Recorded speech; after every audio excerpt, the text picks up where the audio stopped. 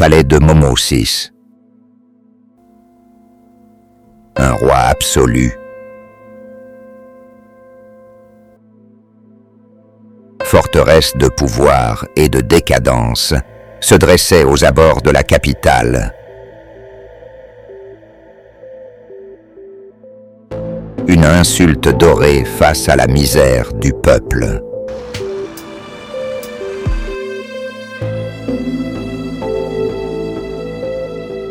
Sous les lustres de cristal, les couloirs résonnaient d'échos étouffés, tandis que le parfum entêtant du jasmin et de l'encens, mélange de luxe et d'oppression, imprégnait l'air lourd et suffocant.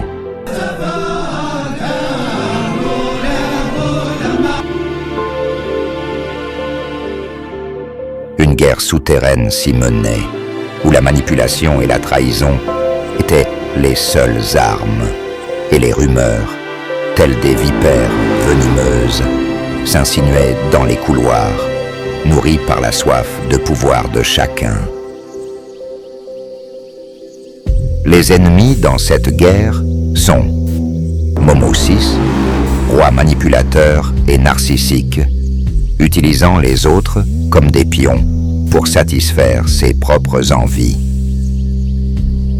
Salma, sa femme, stratège impitoyable, prête à tout pour conserver sa place dans une famille qui n'accepte pas les membres qui ne sont pas du même rang. Asma, Meryem et Hasna, les sœurs du roi. Manipulatrices et calculatrices, sans aucun scrupule, prêtes à tout pour récupérer la place de première dame.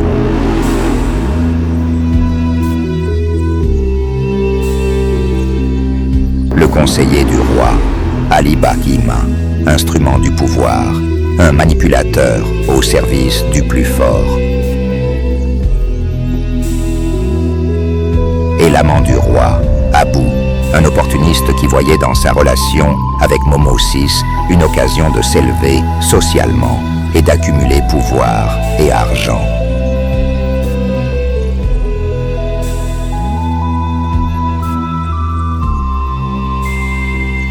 Depuis son accession au trône, Momosis avait toujours considéré le pouvoir comme un spectacle, les autres comme des acteurs, voire comme des esclaves à sa disposition.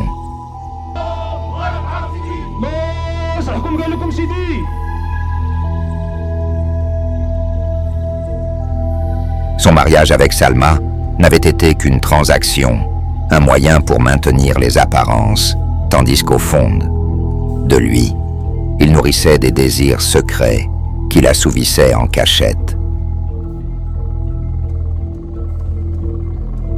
Les rumeurs sur ses penchants étaient des murmures discrets, des secrets bien gardés.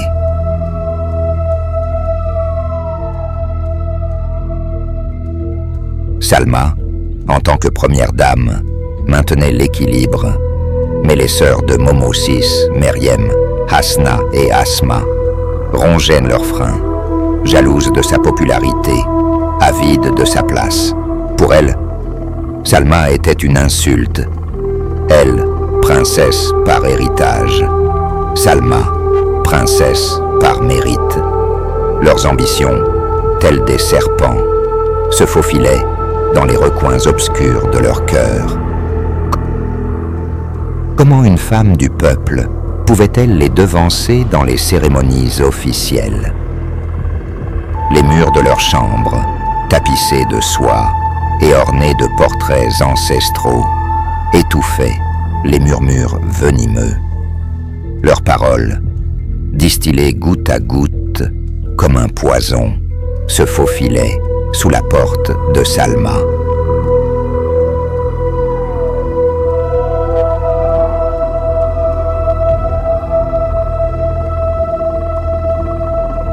Elle ne cherchait pas à la convaincre, mais à la consumer, soufflant sur la moindre étincelle de fierté bafouée, jusqu'à en faire un brasier dévorant. Chaque mot était une aiguille plantée dans son orgueil, un rappel constant de son statut d'étrangère dans cette cour de vipères.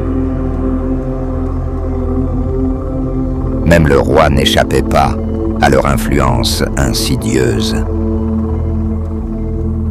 Inlassablement, elle lui rappelait que Salma n'était pas de leur rang, que son sang était différent, qu'elle avait rempli son rôle en lui donnant un héritier et qu'il était temps de se libérer de ses chaînes.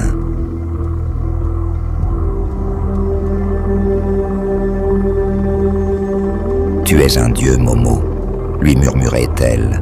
« Il est temps de vivre ta vie sans rendre de compte à personne. Et nous, tes sœurs, serons toujours là pour te soutenir, pour te guider. »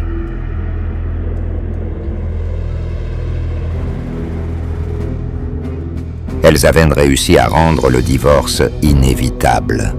Un séisme dont les ondes allaient exposer le roi et le royaume à tous les vents.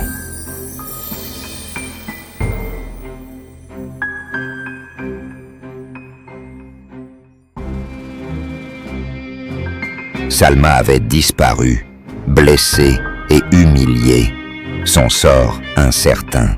Une certitude, cependant, elle avait perdu sa place de première dame. Les sœurs, victorieuses, se la partagèrent, sans parvenir à combler le vide qu'elle laissait derrière elle. Le royaume était désormais sous l'emprise des sœurs du roi.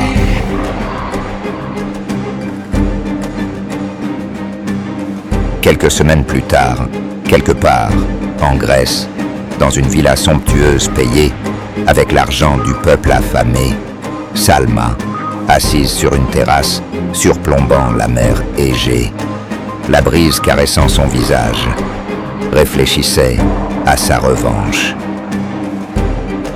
Ils croient m'avoir détruite, mais je suis la tempête qui approche. J'ai mes propres atouts, mes propres réseaux.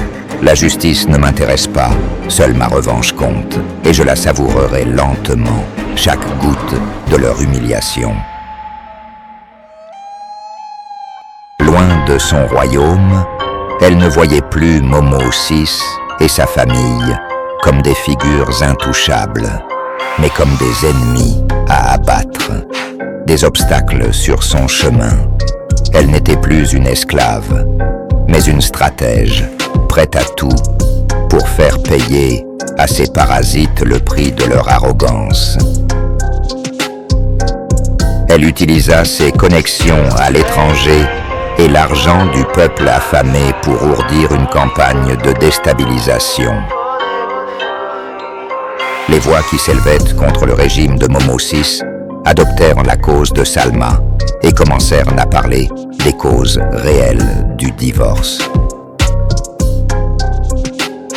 La question qui brûlait toutes les lèvres, le guide des croyants, était-il homosexuel ?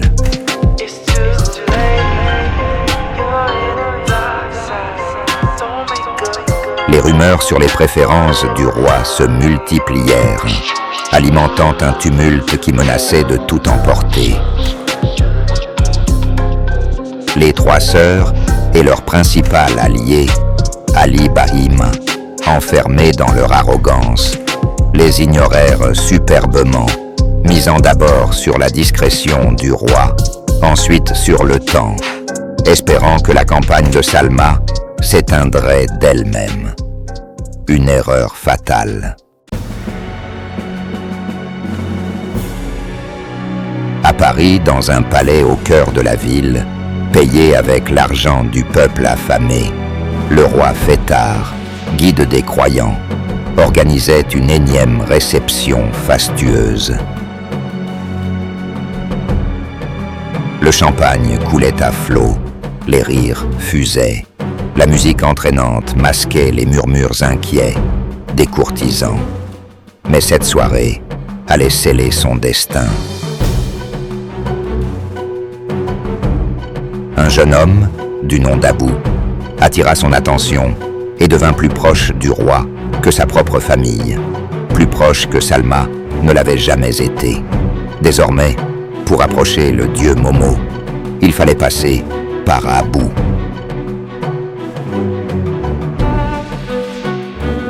Les sœurs et Ali Bahima se retrouvèrent face à un nouveau rival.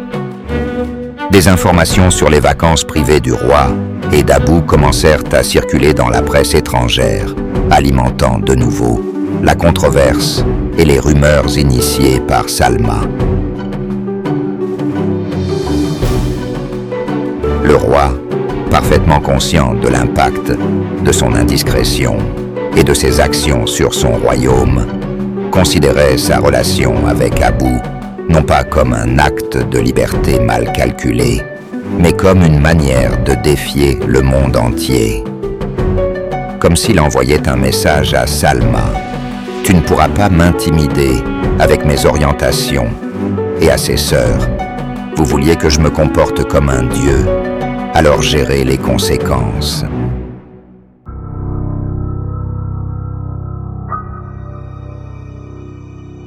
La crise atteignit son summum, exposant les sœurs du roi à leur arrogance et surtout à leur mépris pour le peuple.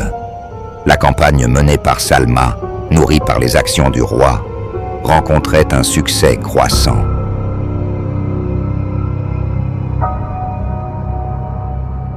Momo VI, conscient du danger, rentra au pays et organisa une séance photo avec Abu.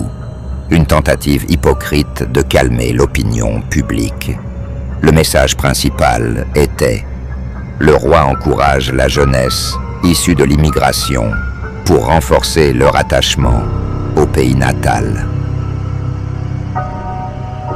Hélas, le peuple affamé n'était pas dupe et la campagne initiée par Salma prenait de plus en plus d'ampleur, menaçant la stabilité du pays. Les sœurs du roi et leur allié, Ali Bahima, avaient tort.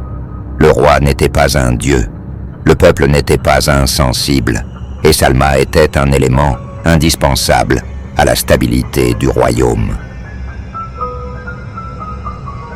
Pour dépasser la crise, le roi contacta Salma et ils trouvèrent un compromis. Momo VI ne s'afficherait plus avec Abu en public. Les rumeurs s'estompèrent et un calme précaire revint sur le royaume. Mais la guerre, elle, ne faisait que commencer.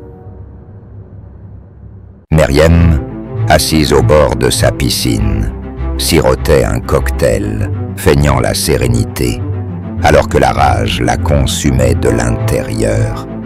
Son téléphone sonna et elle répondit d'une voix traînante. « Oui. Alors ma chère Meriem, tu as vu le nouveau yacht que Momo m'a offert ?» La voix de Salma, suave et venimeuse, résonna comme une gifle. « Paraît-il qu'il est plus grand que ta villa de Marbella.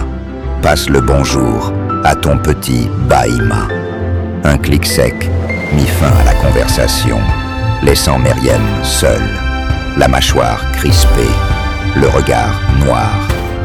Au loin, sur l'horizon, un yacht blanc scintillait sous le soleil couchant. Le soleil se couchait et Meriem sombrait dans les ténèbres de sa défaite.